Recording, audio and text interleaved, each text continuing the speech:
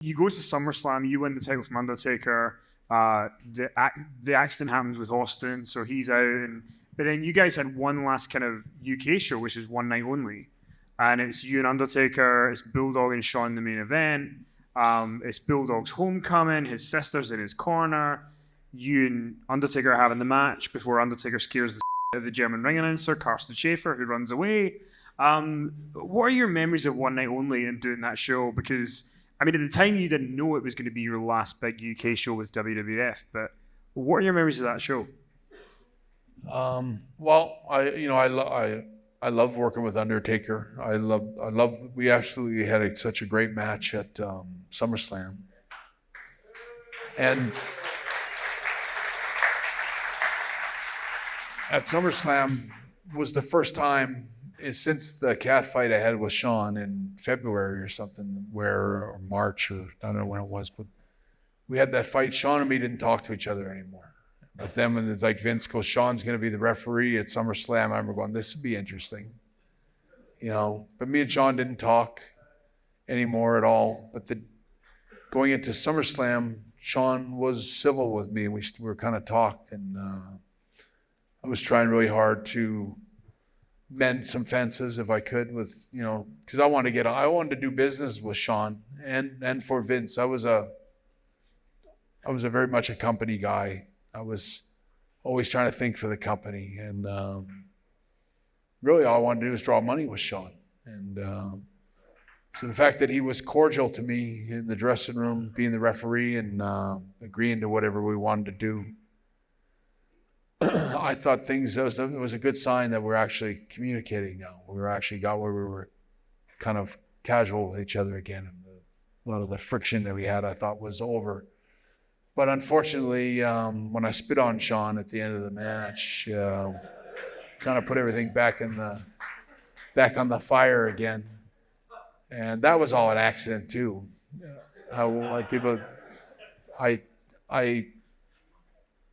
I talked about this yesterday, but it's always good to bring it up a second time.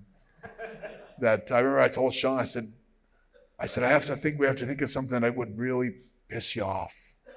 What would piss Shawn off? Like, what would piss you off? Everybody came up with something, well, you could say this to me, or you could do that, or, go like this to you. Anyway, he was like, nah, that's not going to work. I said, I'll spit on you. So I'll spit on you.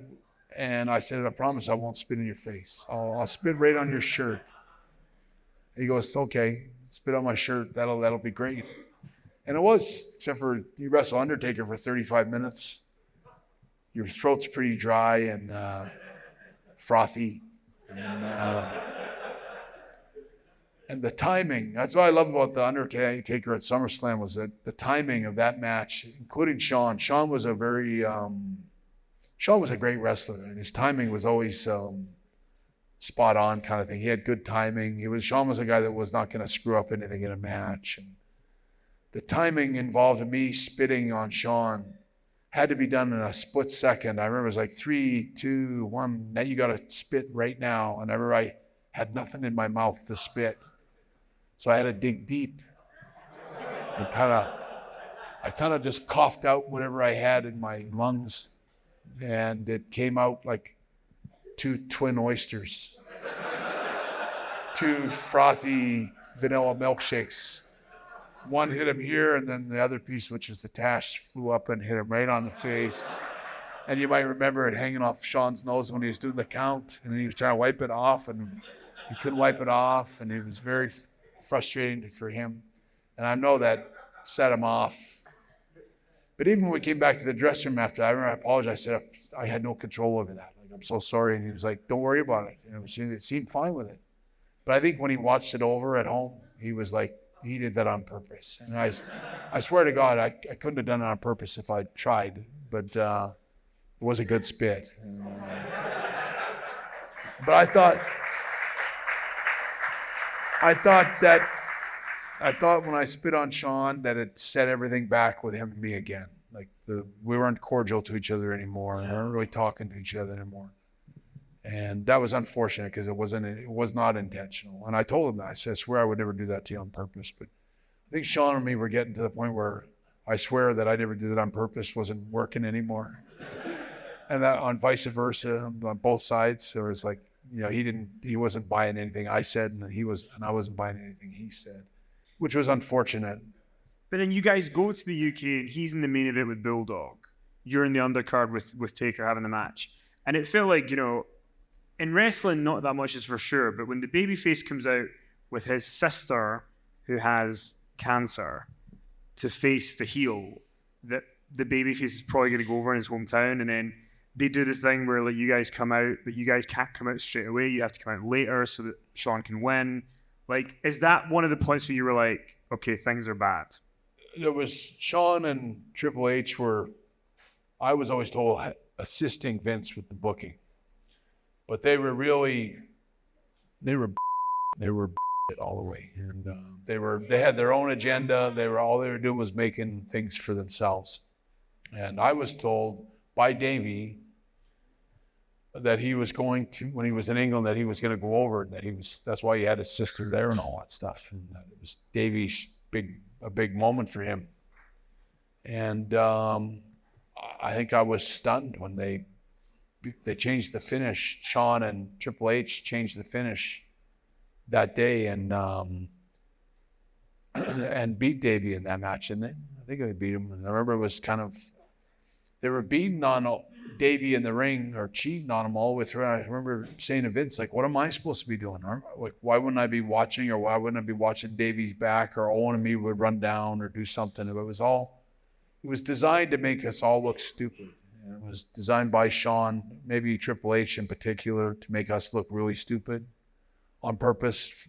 And including the match with Undertaker. As great as the match was, I remember when I got to, which tells me that the fix was in for the screw job. Shawn, Vince, and Triple H had became adversarial in the sense that I was, for sure, I think the biggest star at the time in wrestling over here. And if you had to pick a guy that was equal to me, it would have been Undertaker. We were the two biggest sort of wrestling stars in England, in my opinion. And on the poster that day, I remember we got to England, and I was like, well, we weren't even on the poster, Undertaker or me, which is so strange. Like, why would you not advertise this? It's like the biggest match in English history. Why would you not really hype up the Undertaker versus Bret Hart? And we wasn't even on the poster. It wasn't even a picture. Our name's not on there. And it was all done on purpose. Like Vince was, in my opinion anyway, they were setting the stage to tear me down and to destroy me as much. And they wanted to do it as slowly and evilly as possible. And that whole thing that happened with Davey was a part of that. They made Davey look stupid, and he's defending he only brought his sister because he thought he was going over. I don't think Davey would have even mentioned his sister, who was dying of cancer and died shortly after that. Why they would beat him and sort of humiliate him in the ring like that for their own amusement, it tells you what kind of a piece of they are. And to not. I remember when me and Undertaker were in the dressing room, we were like, I remember, we're not even on the poster. He goes, I know. Like, it's and I said, I want to give these fans the best match. I want to give them the SummerSlam match all over again, but better. Like, you're different. It's like which is a tribute to me and Undertaker, but we wanted to give them we want to have such a great match for everybody over here. And because we all appreciated our fans and stuff. And so everyone was like, we'll do this for the fans. We're not doing this for the company. We're not doing this for anyone else, but we're going to go out there and give you a 5-star match irregardless. And that's what we tried to do in the match in Birmingham.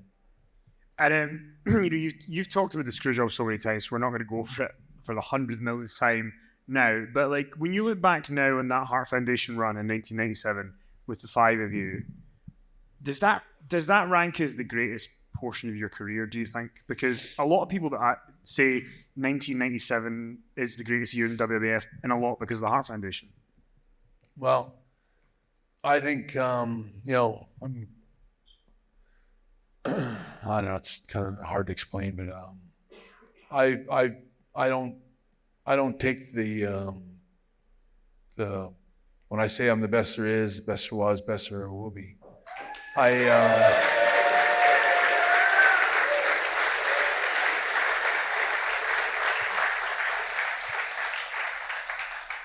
without being arrogant, I believed it then and I believe it now, and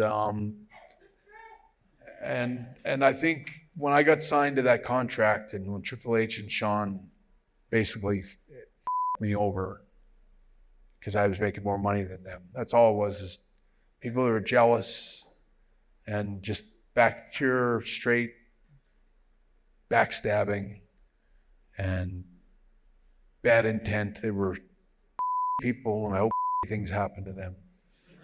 But I came back, I wanted so hard to deliver. And I wanted to give Vince, like they're paying me. I'm the highest paid guy in the company, and I got this huge contract, and which wasn't that huge. They paid more than Mike Tyson for 5 minutes of refereeing on the floor with Steve Austin. They paid him so much more than they ever paid me for all the years I worked for them. Like I was the highest paid wrestler in the company at that time, and I worked 15 years to get there. Probably never near made the money that Warrior and Hogan and some of these other guys made, but I wanted to give Vince the best matches of my career.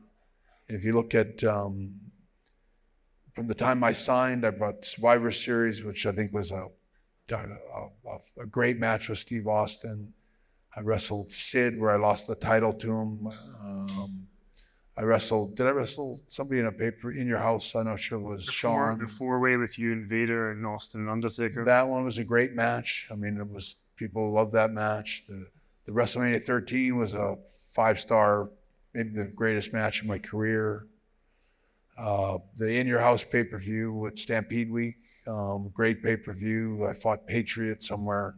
That wasn't maybe the greatest match of all time, but if you understood how injured and badly, I loved the Patriot, the guy that was the wrestler. I can't remember his name at the top of my head. Yeah, he was a really good guy that made all his money and made his career in Japan wrestling. He was a retired football player, but by the time he got to me, he was like, everything hurt. He was barely taped together. And I remember he was so fragile. Like if he gave you a clothesline, his arm would fall off. And I remember it was really, I remember saying, no, we'll take it really easy. I look at those matches, the one with the Patriot, I think I wrestled him on Monday Night Raw and I wrestled him on a pay-per-view in your house. They're great matches. And no animals were harmed in any of those movies. Even the matches with Patriot, if you understood how limited he was as a wrestler with his injuries and the fact that he had a mask which had no expression, like you couldn't tell if he was, like when you were beating on him, he didn't look like he was in pain or anything. So being in a mask, you don't get the reactions. But I still think the matches we had were great. And then I had the SummerSlam match with Undertaker, which I thought was one of the best of my career. And then we go to Survivor Series and the Screwjob. And even that was as good a match. It was going to be as good a match as that Shawn and me had at the Iron Man match. The truth is about the Screwjob, not that I won't go into all that because we all know enough about it, but the match that me and Shawn worked out, we had 15 minutes fighting on the floor. And then once we got in the ring, the bell started, and then we had like a 35-minute match, epic match planned out. It was going to be such a great match. And we had so much tension. It was building so beautiful. When Earl Hebner screwed us and they did that whole screw job thing, it kind of broke my heart that they all over we had a great movie planned for everybody. It was a great match. And I totally worked with Shawn in that match. I was totally professional with him. And, it was just, when I look at what happened, and that was all Triple H, I think, that was the driving force of the screw job. But it was so unnecessary. It was not the way to go. It was not the way to treat a guy that worked 14 years for WWE and give the best matches of his career. And who was Triple H to do that to me and my career and my family? And you know, I've always known that they were totally wrong. And it's a shame that what was lost on that. Like, I think if you look at the matches that would have come out of Bret Hart for the next 2 or 3 years or 4 years after that would have been the best of my career. And that's too bad.